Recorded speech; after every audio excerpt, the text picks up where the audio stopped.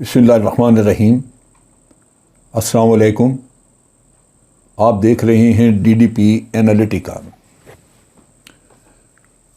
جب یہ no confidence motion کا قصہ چلا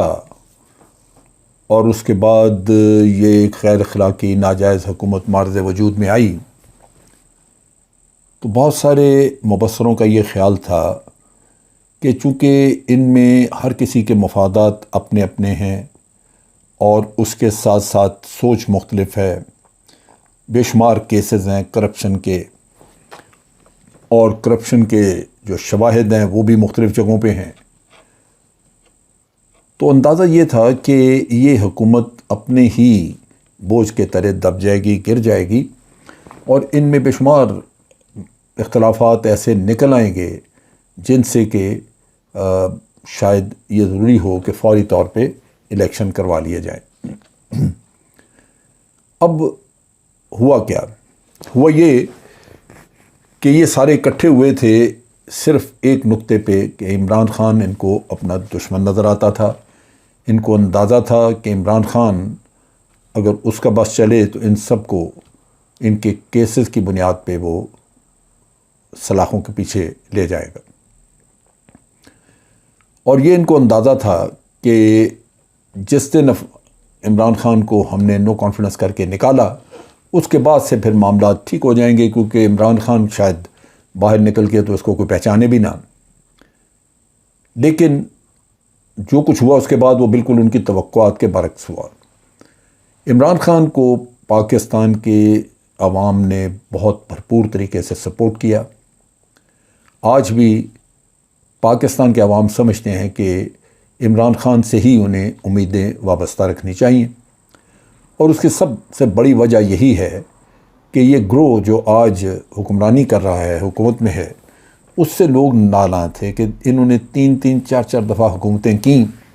اور سوائے اپنے اور اپنی اولادوں کے مستقبل سنوارنے کے انہوں نے اور کچھ نہیں کیا۔ تو ان حالات میں یہ بڑا ضروری تھا کہ عمران خان جو ہو سکتا ہے کہ ویسے الیکشن نہ جیت سکتا، لیکن آج ان کے مقابلے میں عوام نے اس کو لبیک کہا اور اس سے اپنی امیدیں وابستہ کیں۔ اب یہی وہ چیز ہے، یہ خطرہ ہے جو ان کو پرپیچول نظر آتا ہے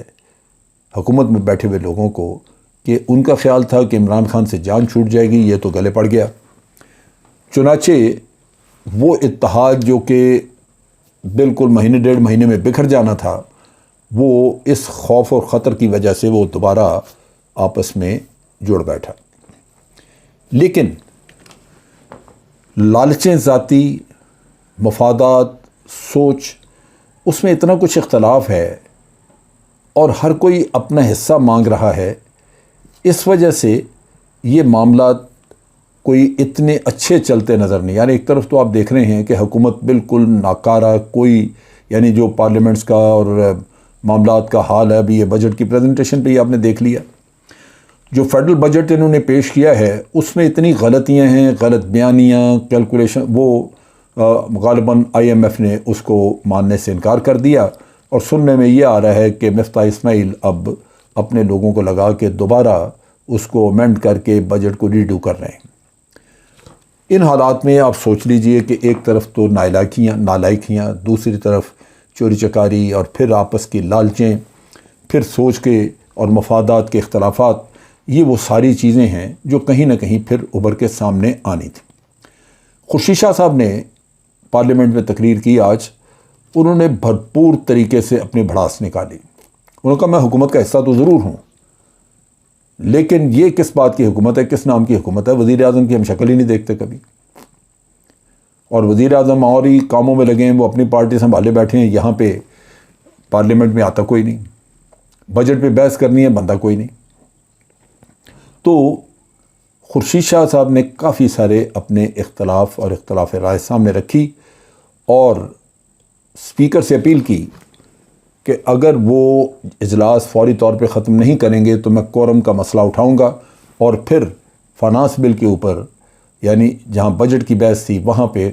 بہت ہی یہ شرمناک کام ہوگا، اور ہو سکتا ہے غیر قانونی بھی ہو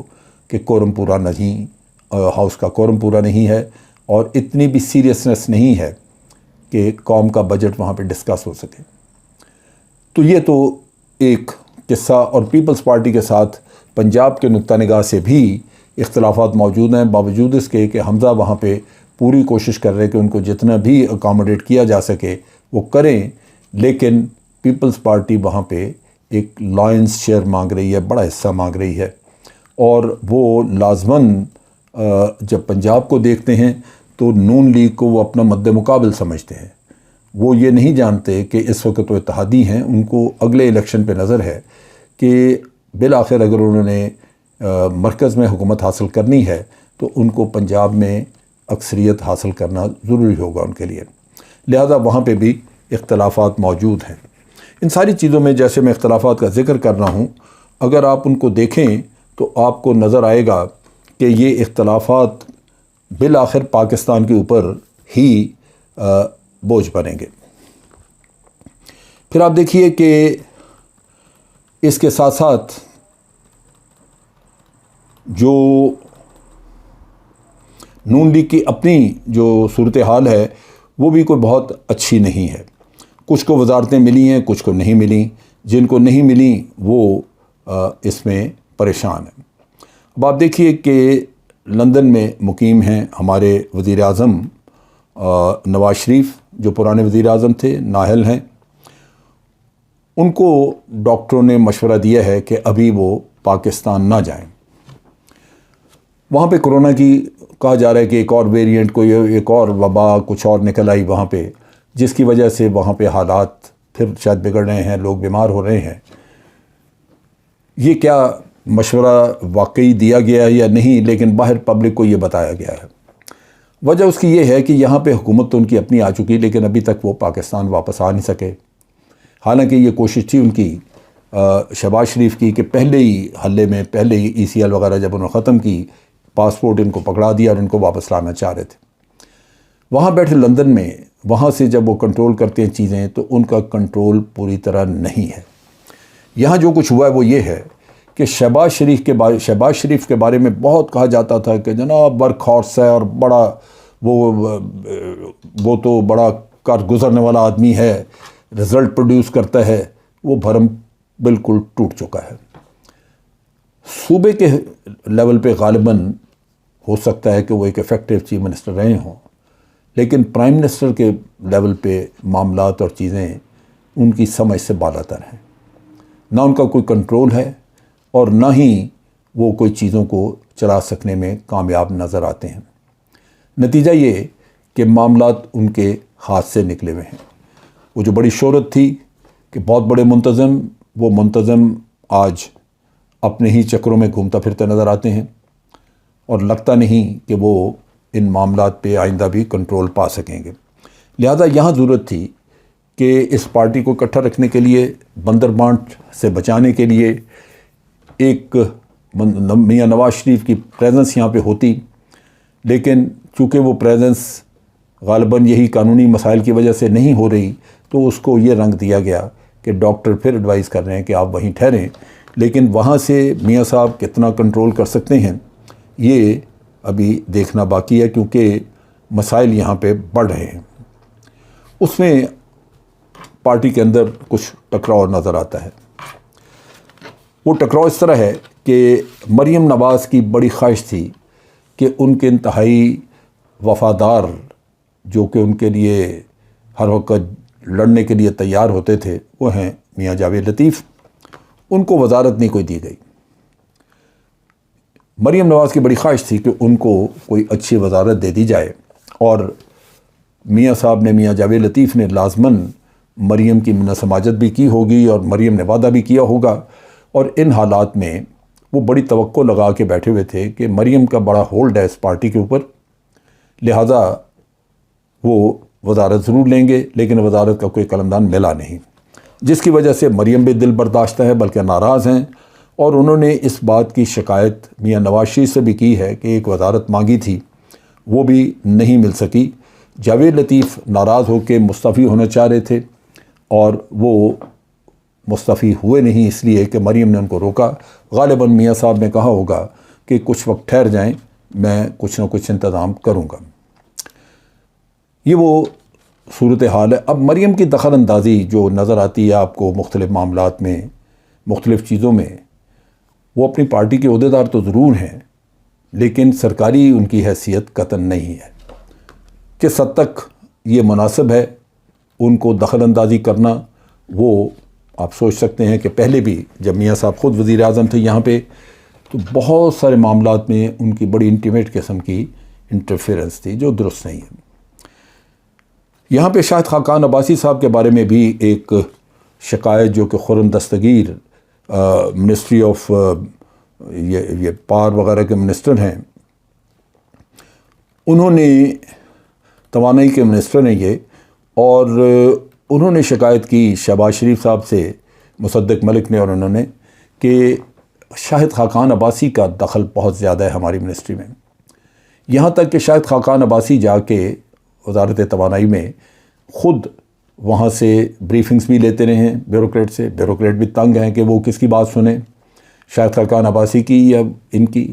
شاہد خاقان عباسی کہتے ہیں کہ ان کو میاں صاحب نے حکم دیا ہے، میاں نواز شریف نے، کہ آپ